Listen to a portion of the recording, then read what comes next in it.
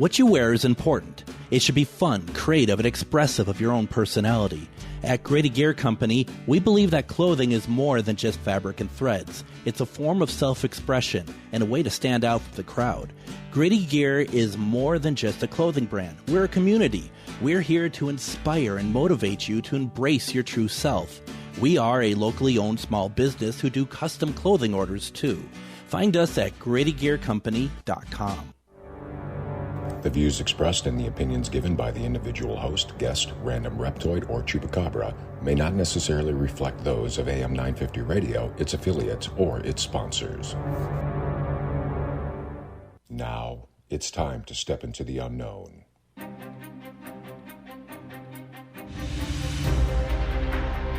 There are things people experience but never talk about. A shadow moving in the corner, flickering of the lights, a disembodied voice. We invite you to talk with us. Share your story, share your experience. Because this isn't just your story, this is our story. This is GhostBox Radio with Greg Bakken. And this is GhostBox Radio on AM 950, where every night we talk about the paranormal, ufology, Bigfoot, and so much more. My name is Greg Bakken. Thank you for joining us on this casual Friday. Thank you very much for making it through the week with us, and hopefully you all came out unscathed. I mean, I know that Monday through Friday can be all sorts of things can happen during that, so hopefully you have a great weekend ahead. Joining me over in Eden Prairie, we have Adam at the studios of KTNF. Adam, how are you doing tonight? Doing well, sir. Everything seems to be going swimmingly heading into this casual Friday. Thank goodness I get my therapy session this week.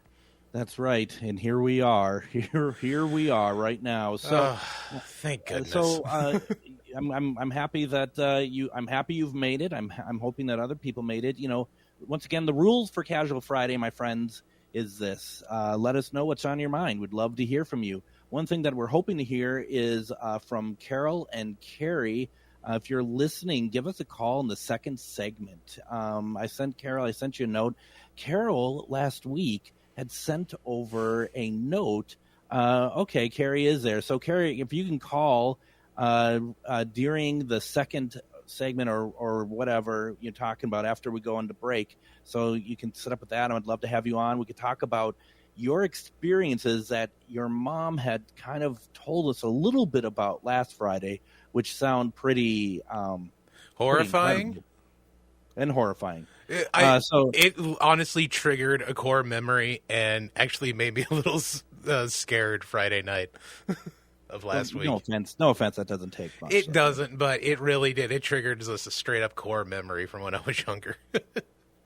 I dated a woman a number of years ago, which she literally is the one that got away. You know, she truly is the one that is just like, what a bummer that had to end. And she, when I was dating her, she actually had a very haunted house. And one of the things that happened there was Alexa would start playing this song from the 1920s, same with Carrie, and I had to look it up.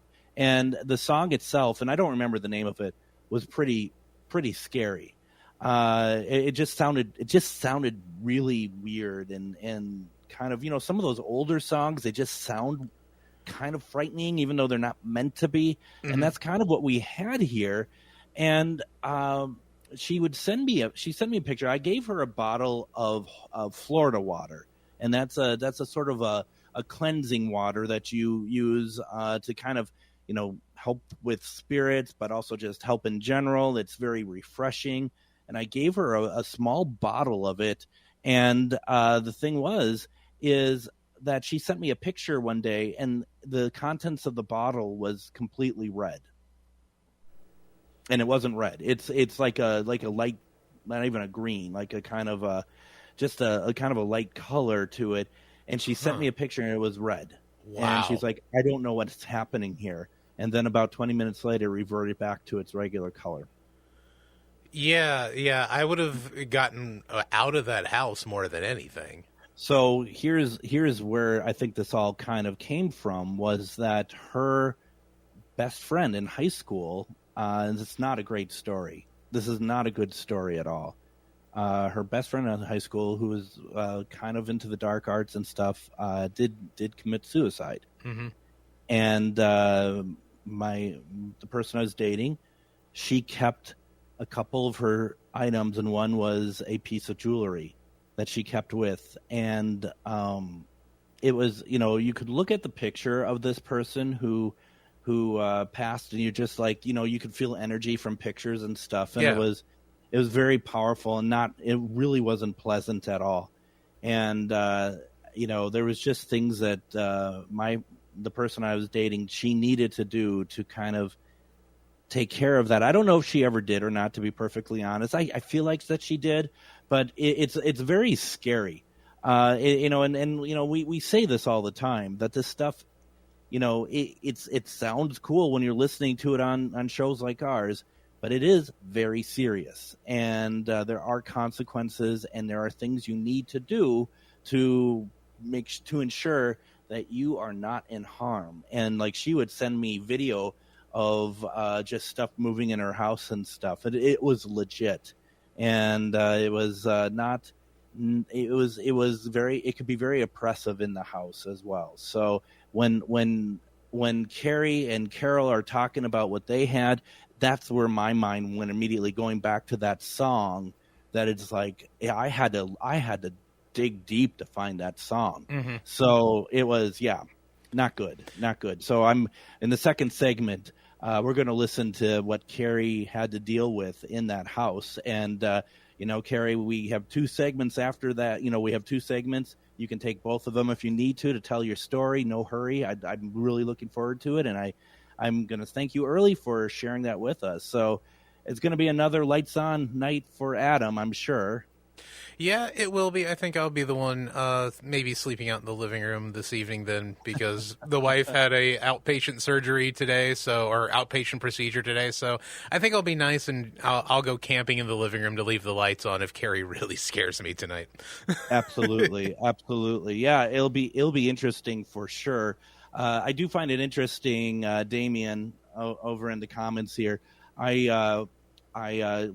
last couple nights we reran episodes, and we didn't run them on the radio because the DNC, we were preempted for the speeches, but I still ran video of it. And Damien and Sierra, they just clearly don't understand how video works, that you can run stuff from years past. And they said, well, what happened? You look younger. And first of all, that's very insulting.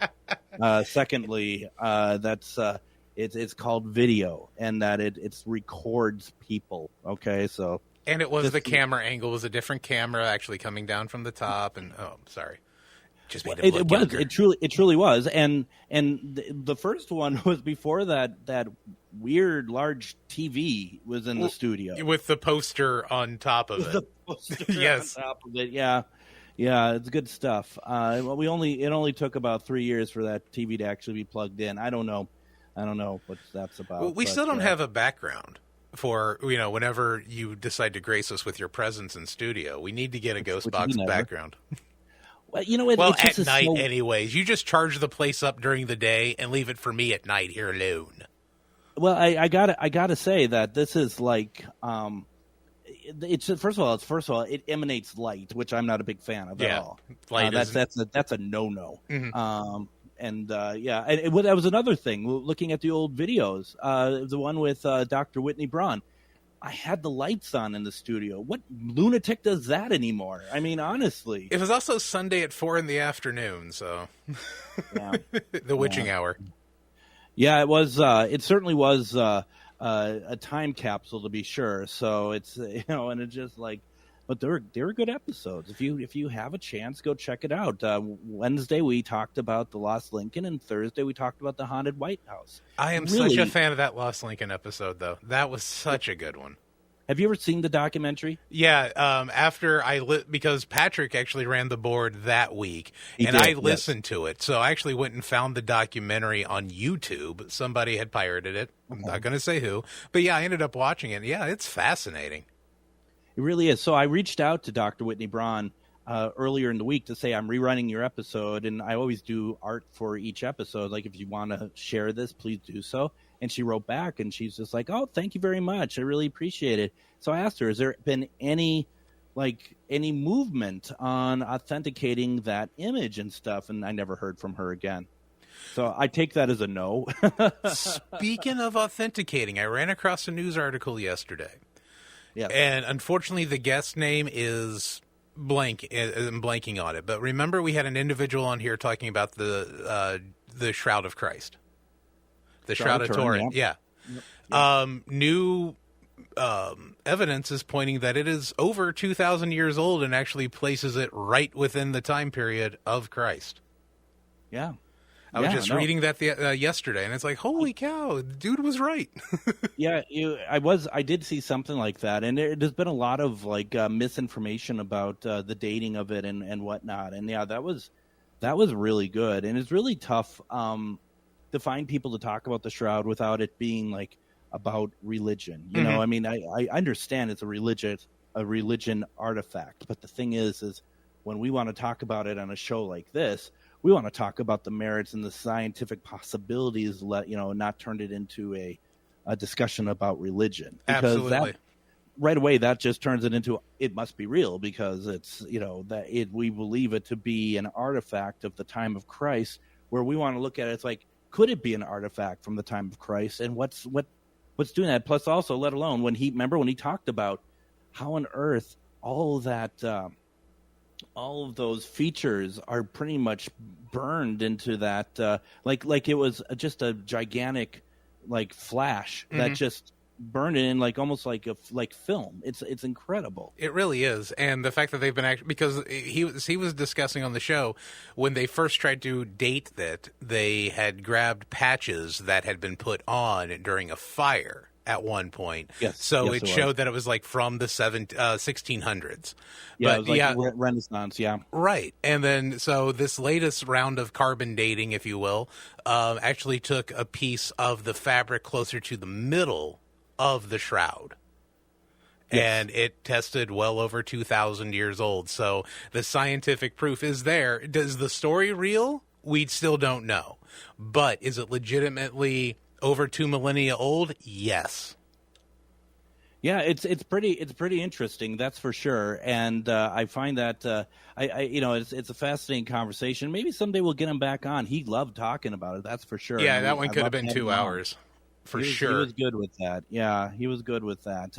So yeah, we have all that going on, and one of the things I wanted to talk about, a couple of things I wanted to talk about before we take a break and then come back and bring Carrie on. Right now, for those of you who are into paranormal stuff, the largest paranormal convention is going on right now in Michigan Paragon, and this is actually the last one.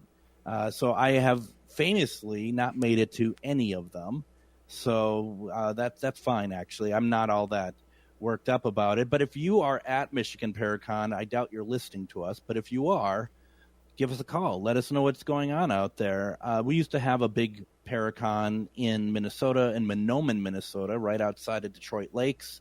I was over at the Shooting Star Casino, but that hasn't been around in 5 years, and that was pretty special back then. I don't know if I'm not sure if I'm really into the Paracons anymore. There's a few I'm going to be going to. There's one out in, I think, Missouri I'm going to in early October. That I'm going to be broadcasting live on their behalf, and I'll talk more about that as we get to it. But yeah, that, it's just, I don't know. It's just, I don't know if that's my thing anymore. I don't know. Just saying. If there was a glut of new equipment coming out, I would love, and if they were being displayed or tested out there at one of the cons, that's what I would love to go check out, because I'm a little bit more of the tech nerd version of paranormal investigating. I like the tech portion of it. I think there's a fair amount of people out there who are creating their own tech that would be having tables and stuff at a lot of these things. So yeah, I think that there is. Depending on who and what and all that stuff. But I mean, there's always people creating their own stuff, and it's really kind of up to individual users, I think, to decide whether or not they feel like that it's worth their time to use and whatnot. It's just a lot. There's a lot being made. Well, if anyone who makes paranormal gear is listening, I would love to test it out. Can't afford to buy it, but I would love to test it out for you. So you can just hit us here at ghostboxradio.com, and, you can send that equipment my way. All right. Well, hey, yeah, try. wow, okay. Well, I didn't realize this is where the show's going tonight, but here we are. It's gotta more try. Of a pledge drive. The pledge drive for Adam to get free stuff. That's fine. Whatever. That's cool. Let's see here. Also, State Fair has started this week. Started yesterday. That seems to be just, I don't know. It seems to be something people do. I maybe go out there this week, but I do have a question for people who are in Minnesota. I mean, if you visited the Minnesota State Fair, it's been on these grounds for over 100 years. So for Minnesotans, I'm asking, what do you think is the most haunted location in the Minnesota State Fairgrounds? There's a lot of old buildings still around. What do you think is the most haunted place in there? I'd love to hear your opinion. Give us a call, 952-946-6205, and let us know what you think, or you can put it in the comments as well. Some people just may never had ever thought about before. Damien says, my most expensive equipment was my Boo Buddy teddy bear, 500 pounds. I didn't realize they were that expensive. Wow. It must. Yeah. Is it like, Damien, is it one of the really big ones? Because I think that there's some really big ones. Mine, I had someone make a custom spirit box for me, and that's $700 for that. And I had another one that was $500, and I really don't use either of them. So you got that going for you. Why don't we go ahead and do this? Let's get to our first break here. When we come back, we're really excited. I think Carrie is going to call in. We're going to talk a little bit about a real ghost story, and that's really the stuff that really will kind of take down Adam. We can see him self-destruct during the conversation, and we'll just have more good stuff to talk about. It's Casual Friday here on Minnesota GhostBox. We'll be right back.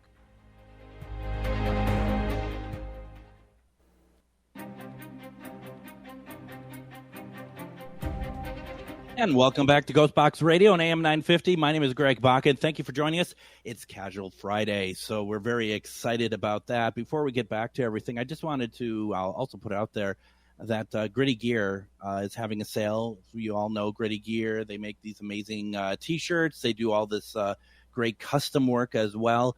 In honor of the fair's first year back in 1859, Gritty Gear is slashing prices on their T-shirts to just $18.59. That sale runs today through Sunday, so you can go there right now. No code, no hassle, just straight up Gritty Gear. And whether you're battling the crowds at the fair or holding it down at home, do it in Gritty Gear. Go to grittygearcompany.com and get your ticket or get your shirts. They're only $18.59. It's a great price. So really excited about that. Now, one of the things I'm also really excited about here is last Friday, we asked about haunted objects. And one of the things that came through in the message board, in the comments, Carol had put in talking about her daughter, Carrie, and Carrie's child's room, that there was some song that was coming through. And there was a lot of like it was kind of creepy, quite frankly. And it really, I think it got Adam and my attention very much. So we had asked if Carrie could come on and talk about the situation and whatever else was going on there a little bit more. And we have Carrie with us right now. Carrie, how are you doing tonight? I'm good. How are you guys? Doing really well. Thank you very much. And thank you very much for calling in. So your mom sent, she made this post for us to read, and it sounded quite frankly horrific. What happened? What was happening over there? Well, I mean, the house was always busy. We lived in there for 11 years, I think, and I mean, constant. At first it was kind of just lights, turning on and off, maybe music, like your radio would turn on, DVD, like the CD player would select DVDs and CDs to play for you. At one point, our daughter in her bedroom had a shelf filled with like VHS tapes, and they came directly out and like levitated for a few minutes and dropped to the ground. Oh. Our daughter in her one bedroom, she always would say, "It's shaking my bed again, Mom." Like, terrified. "My bed is shaking." She would say it would physically shake her bed. And then my mom would babysit. We had 4 kids. And my mom would babysit. And one time a play telephone came flying out of the closet and hit my mom. And my oldest daughter, and it played a song when it hit my mom. While it hit her, it played a song. So, and it played a song that wasn't like part of the toy. Okay. It should only make noise, like, hitting the numbers and stuff. And it played Ring Around the Rosie. And my daughter told my mom, I don't like that toy. That's why I keep it in, that's why it's in the closet. And she said, it's not a good song. It's about a song about kids passing away, basically. Yeah. And I didn't know that until I had to look it up. And, from there, our daughter one time was taking a bath, and she's having a full conversation. Same child, our oldest. And we're like, "Who are you talking to?" And she's like, "My best friend. He's right here," and it's like, huh, okay. But then things progressively got, I guess, worse. Sure. By the time we had our 4th child, I had went upstairs. My husband, it was just me and the kids. My husband was in Elk River working on a vehicle with his friend. And I went up into the upstairs bedroom, and it was divided by 2. So it was like a room. It's an older house, 1952. So when you went upstairs, you would walk through one funny. Oh, yeah. Okay. 1952. Yep. To get to the other room. And, so it was like 2 rooms, but divided. And their beds and stuff were in the back area. And there was a giant black handprint above one of my kids' toddler beds. And I put my hand on it, and it was huge, much bigger than my hand. And it was gritty, grainy, almost like a greasy dirt, like it had texture to it. And I thought my husband came home because he was working on cars and was trying to scare me, play a joke. So when I went to leave and walk out into the next bedroom to go get the phone to call him, there were the same grainy black fingerprints down each side of the wall, and they weren't there when I came in. And the wall's probably about 10 feet apart, so you couldn't touch it. It wasn't him. And from there, we finally, my husband, he reminded me so much. I almost have a hard time remembering everything. It almost became normal. But he had a friend who was a Catholic priest, and he was going to do a blessing for us over the phone. And so we took baby monitors, and we went upstairs into that room, and it was me and my husband, and we were holding the monitors. And before we even had a chance to plug it in, it started playing, I think it's a nursery rhyme, that Alouette, Jante tu. I don't even know the word. Yeah, Alouette, yeah. And then the TV turned on, full blast. My husband, he was out of there. He's gone. Yeah. Not going to stick around. And we went down, and he's like, okay, he brought a crew over a couple days later then to bless the house, physically. And held our son afterwards. Never spoke to us again after that. He gave us a hug, and he never spoke to us again. But, even after that, stuff just kept happening. That's actually, afterwards is when a little boy, I would constantly hear, "Mom, Mom," and I was always answering him. And I had a mom necklace that would go missing. Never to see it again. The kids would replace it for me, and it'd be gone. And he actually looked like my son. I actually called in and talked to Deb one time about him, because even at our new house, we have things here also. But yeah. So first of all, I have to do this as part of a FCC mandate. Adam, are you okay over there? I just want to make sure that I literally was about to go turn the lights on in the studio. I kid you not. I mean, I've gotten chills through like every part of it. I could see the camera. I could see that you are turning white, and I just want to make sure for your well-being as well. The fact that Carrie was in this house for 11 years, I would have left after 11 minutes. And after it was blessed, we stayed probably, I'm thinking maybe 4 more years after that. And honestly, so then the house, when we left the house, a company decided to come through and buy it and turn it into a rental. And it was a huge company. They have properties everywhere, every state. They were redoing some of it, and our neighbors would laugh because in the upstairs bedroom, nobody's there, but lights would turn on randomly during the night and shut off. And the first family that moved in, I think it was a woman and she had a little boy. They moved in. I think our neighbor told us they lasted maybe a week, left their stuff, and then moved it out. Nobody could stay in that house. I mean, this rental, the company finally decided to sell it outright just probably a couple months ago. And we discussed, I mean, I still love that house. We discussed going, because we haven't been back to it, walking through it again and just kind of seeing, but my kids I'm not going with, because what if it's still there? Like, what if, we start having that kind of stuff again? Because it was very scary for, the kids. If you went downstairs, you always felt, I mean, that even thinking about it now, like the hairs on the back of my neck will stand up. It felt like somebody was like gently blowing on the back of your neck. Like if you were doing laundry, anything, it was as if somebody was right behind you. I mean, you could physically feel like the energy standing behind you.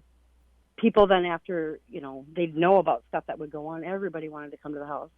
Can we come to your house? Like, let's do ghost hunting. It's like, we were sitting downstairs one time and eyes did light up, and you could watch it blink, and it wasn't a cat, it wasn't anything, it was blinking in the dark, and you could literally see the eyes blinking. People didn't usually come back. Nobody wanted to spend the night. If we would, you'd try to have a party and say, you guys can stay. Nope, nobody wanted to stay at our house. It was his brother then, actually, because the kids were terrified, like I said. No. And he decided one night after we were out that he was going to stay up in there. And he challenged it, basically, leave my nieces alone.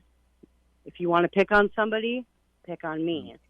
And we woke up in the morning and he was gone. We're like, where did he go? I guess he had a terrifying night. It was enough to make him get up and leave. And then the whole car ride home, I guess he heard growling in the back of his car. He went to his apartment and he could hear something following him up the stairs, like the footsteps, banging, I think, on his outside sliding glass door to where he didn't want to stay in his apartment. Right. He ended up spending the whole night at a church parking lot to wait for somebody to open it, and so he could talk to them. I just need to tell you the damage you've done to Adam is irreversible at this point. I can see that he is not the person who started the show with me tonight, and I'm lighting a candle for him. I do have a question though. When you guys were selling the house and the rental and the big property owners, the rental property owners were coming in to buy it, did you have to disclose any of the hauntings there? No, we didn't. At that time, this was probably 12, 13 years ago now. We didn't have to at that time. I think now you might have to, or only if somebody asks. At that time, not. And honestly, you would probably sound crazy. I mean, I don't know if anybody, depending on who it is, are they going to believe you? But no, we didn't have to. And I mean, stuff happened even before we moved in that house. So to me, it was kind of like a normal, I guess. Even at my parents' house that we grew up in. So your mom is chiming in here, trying to help you tell the story. And she says, tell him The man said the evil would come back 7 years after, and the handprint on Shane's back, and you've always felt drawn to that home, which you kind of talked about. Yes. Well, because, you know, at the same time when terrifying stuff was happening, in between, stuff would happen, but it wasn't like that scary. Like, I might be standing at the kitchen sink washing dishes, and you just feel a breeze go by, and, like, the kids' artwork would be flying on the refrigerator. Like, just if we lost something, I mean, it would be gone. Like, I think my car keys one time disappeared for a week, and then all of a sudden you turn around, and they're right where you know they would have been. But constantly losing things. But so after the house was blessed, he did tell us, like, he taught the kids a prayer to say every night, you know, to make them feel safe and okay. But he said in 7 years, it might, I guess, reappear or come back. Well, we sold the house right pretty much that 7-8 year kind of time frame. Well, every time I would Google the house, because I was just curious, like, gosh, I wonder, is it sold, you know, that kind of thing. Like, is it for sale again? Because I just never stopped thinking about the house. You know, I love that house. Every time I would Google the address, died-in house would pull up. And would Google any other address, and it never popped up. So it kind of piqued our curiosity. And then we found out that over, like, I think the 11-year time span, how many people? I think maybe like 5 or 6 people. It seemed like every 3 years they weren't in the house, but that was like their mailing address, like their residence, you know, their address. Attached to them, passed away. All men, in very weird ways. Like, one was shot and murdered sitting in a car in Minneapolis. One fell off a cliff. Different things like that. One just, yeah. But wow. The handprint that she's talking about now on Shane's back, my daughter Cody, who is, I know she's watching right now too. I saw her pop up. We were at the house we live in now, and people will always call and say, because we had a picture of the handprint on the wall, the black handprint from the night it happened. And people will call us, hey, do you still have that handprint picture? Or, you know, what exactly happened? I was talking to somebody and trying to tell the story, what happened. So me and her were talking about it, and Shane was outside. My husband was outside grilling, and he was in his swim trunks, and we came out, and I asked him, like, who hit you on the back? And he's like, what are you talking about? So on his left side of his back was a giant welt handprint, huge. You know, and he couldn't have done it. He didn't even know it was there. Same print that was pretty much on our wall from years before. And I have those photos because he didn't know what we were talking about. I'm like, I'll take a picture. It's a huge handprint, a welt. And he didn't even know it was there. But it was after me and my daughter were talking about that story from when they were little. So what do you think is the catalyst for this? Because it, you know, a couple things that I find very interesting, and then please don't take this the wrong way. You have this this real desire to stay, like, in contact with this house, and I've seen that before. Does that worry you at all? It doesn't, only because I think a lot of my attachment to it was we brought all of our children home there. We had very good memories there. Sure. And when we sold the house, I wasn't really for selling it. Like, I was, but I wasn't. We were able to buy my husband's childhood home. So in a different location, farther out from, like, the cities and stuff, you know, and more basically opportunities for the kids as far as, like, sports and, you know, the doors it would open up as far as, like, financially.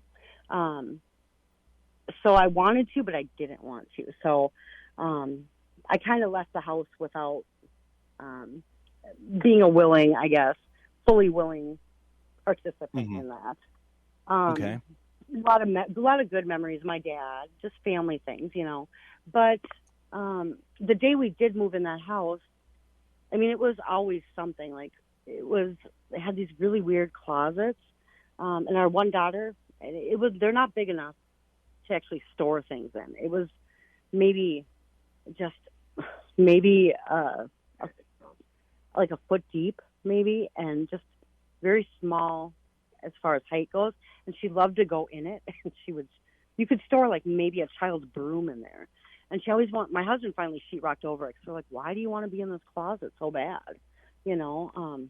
But yeah, so it was always different things from like the day we moved in, but it just kind of gradually, because we were able, a light turns on, you leave, the lights are off, and now you come home and they're on. But we also had issues with pets. Our daughter had a rabbit, and we came upstairs one day, and looked like something had a hold of it, like just thrashing it around inside the cage. Oh my God. I mean, it was different things like that. I mean, it would be so random. And then you might have nothing for a little, I guess not a little while, but it might be pretty mellow. And it would just be like lights or hearing doors. But anytime you did go into that basement, that was a constant. The feeling of, triple stepping it up those steps to get out of there, kind of thing. Carrie, let me ask you this: Could you stay with us for the next segment? I definitely can. Yeah. Okay. Let's do that. I want to get a break in here real fast, and we want to be able to make sure we take care of that business. But when we come back, we're going to continue this incredible story that Carrie is sharing about. I mean, you hear about haunted houses. This is a step above that. You don't want to miss this. You're listening to GhostBox Radio on AM 950.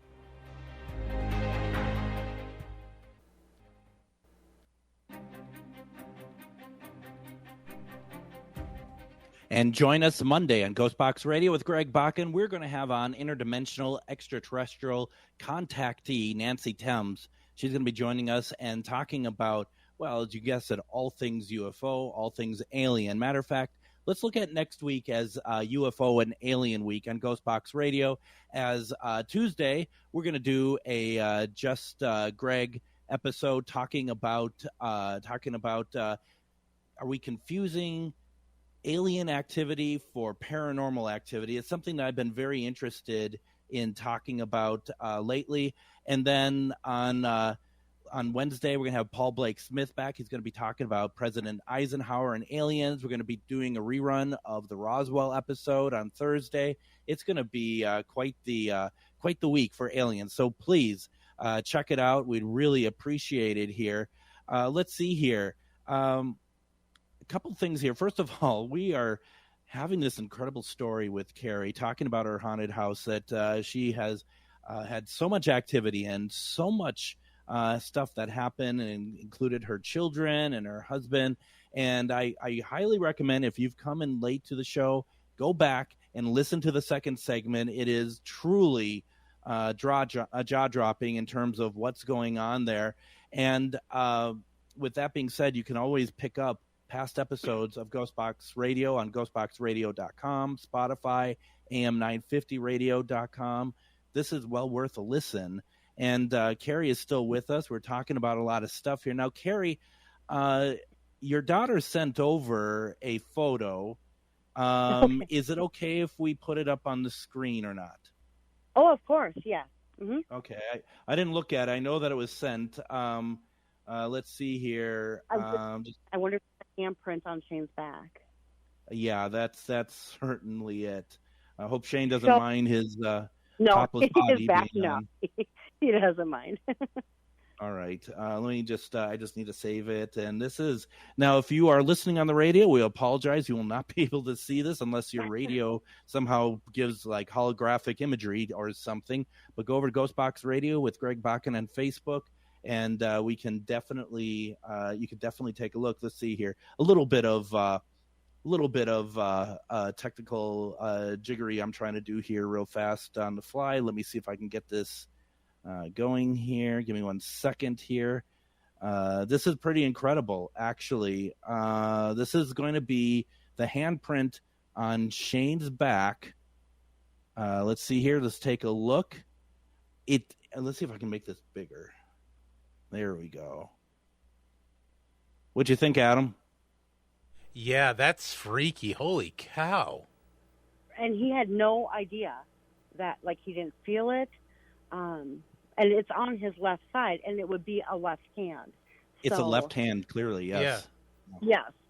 And it was on his left side of his body also. So, he couldn't, like, if you would try to, like, unless you're a contortionist, swat it. But, yeah, and it was welted. He had no idea. And like I said, me and my daughter Cody were in the house talking about the story with the handprint, and came outside and saw that on his back, and it was like, wow, which did make us a little, I guess, take a few steps back, because, it almost matched the handprint that was on the wall.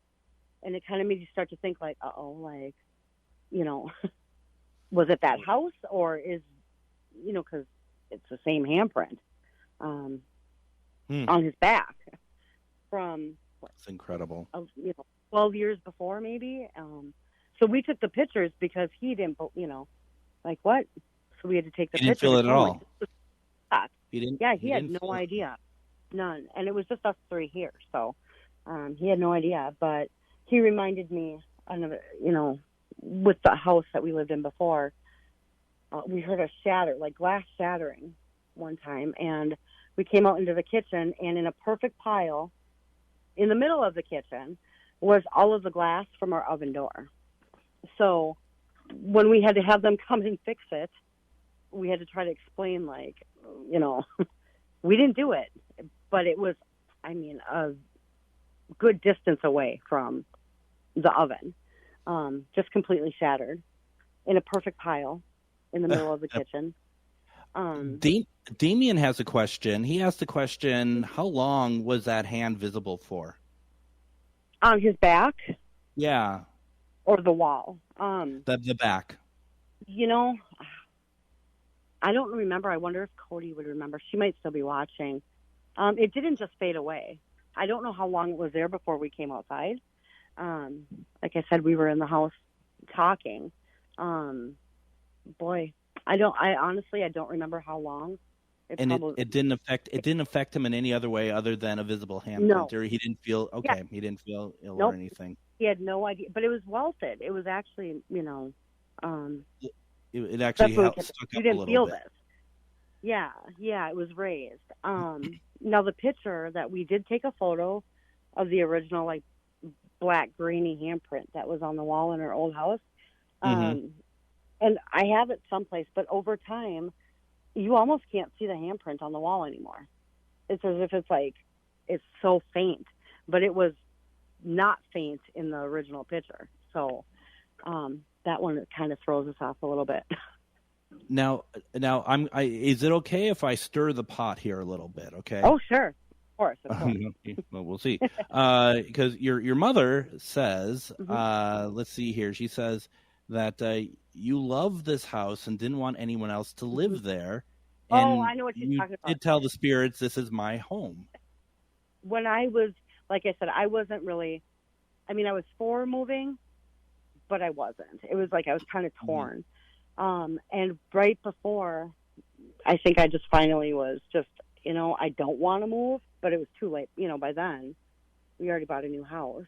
I was just so upset. I knew I was like, you know what? Like, this is my house. Like, I don't want anyone else living in this house. This is my home. And, hey, whatever, spirits, whatever you got to do. Like, this is my house. Like, I don't want it to be somebody else's family home. And honestly, it never became anybody else's. Like, I'm a firm believer in, like, your words and your energy behind it definitely has power. But at that moment, I wasn't really even, thinking. But yeah, I think it was our first house we ever bought.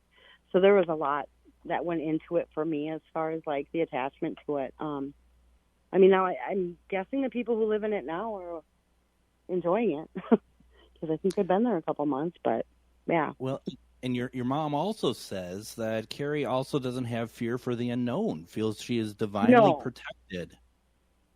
For me, I'm not well, even like I said, even growing up, and my mom has had many experiences also, the house I was raised in, there was a lot going on there.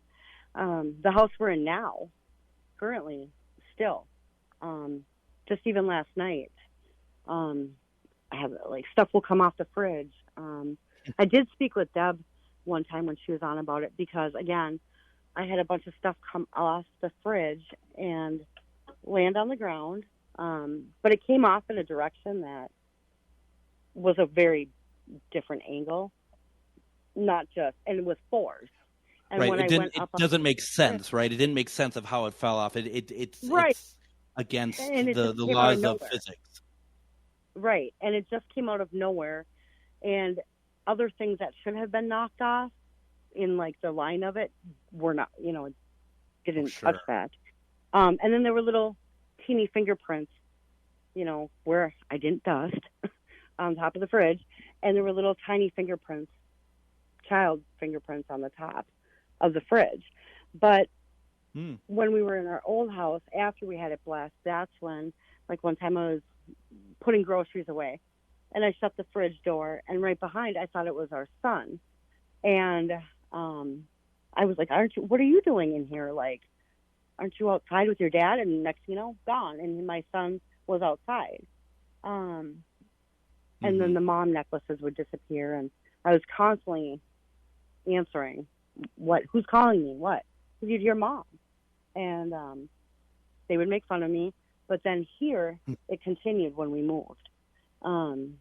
Mom, I love you. And they heard that one, though. They all finally did hear audibly, Mom, I love you. And then it was like, Mom was answering something, And my son also saw my nephew, I should say. We were out. My nephew was here with my son. And I get a phone call. Can you guys come home? Because he's really scared, and he's kind of scaring me. So we came home. And we're like, what's going on? And my son had went kind of and like tucked himself away because his cousin was driving him crazy. And he was talking to somebody. My son heard him talking to someone. He's like, who are you talking to? And he looked at my son and was like, I was talking to you. And my son was like, no, like, what? No. And he's like, yeah, like, you told me, like, follow me in the kitchen, and you yelled at me not to touch the turtle because we have a painted turtle, don't touch the turtle. And after that, my nephew wouldn't tell everything what happened. And but that's at this house now, currently. So, and we just have a couple minutes left. We don't have long, unfortunately. Yeah. But when you talked to Deb, did you ask her about like the fact that, where is all this coming from? Are you a key part in this yourself, Carrie, or because to me, and I'm sure to you also, it feels like that is the case. That whether you're just amplifying or what, I was wondering if you talked to Deb at all about that. And I only brought up the thing with the little boy because I actually physically saw him one night here also. I thought it was my son at night, and I'm like, oh, honey, I thought he felt sick because I actually saw the clothes he was wearing, like the dark under his eyes, and like they were older, like an older style outfit, knickers and suspenders and stuff. And, so then I had asked her because my necklaces would disappear here also. And hear the mom, and you would hear doorknobs or toys or whatever. And she did answer that, but I never really, she just said he felt comfortable, kind of motherly, that kind of stuff. But I never actually asked. Maybe next time she's on, I'll call in and ask, because it's always been something, an experience. That's why my mom was saying I'm comfortable with it. It doesn't frighten me. I mean, now at this house, we have also had some very, I have a few scary, like not dreams, but almost where you feel like you're asleep, like you're dreaming, but you can actually see, like you're actually in. I don't know how to explain it. I think I know what you're talking about. Right, but you actually feel something like touching you, like and on the foot of the bed. There's been numerous things here also, so. I do me a favor. Deb is going to be on September 4th. Definitely call in about that. I would. Okay, yeah, yeah. I mean, So just get some clarity. yeah. We've also seen Bigfoot, but That's I mean, that's a good breaking point. We'll have to have you back on. Yeah. Carrie, you've scared thousands of people tonight. I just hope you know that, including our very own Adam over here. So, just please, let's keep in touch. Let's talk more, and also let's see if you can have just a little conversation with Deb as well. How's that sound? Right. Yeah. Like, do I track it? I don't know, but yeah, I don't know definitely. either. All right. Yeah. All right, Carrie. All right, thank you so very much for what an incredible. Have a great day, guys. Absolutely. What an incredible conversation. Thank you all so much. We're running out of time. And what a great program. Thank you, Carrie. Thank you, Adam. We're going to be back on Monday with Nancy Thames. We're going to be kicking off the week of talking about UFOs and aliens. Everyone, have a great weekend.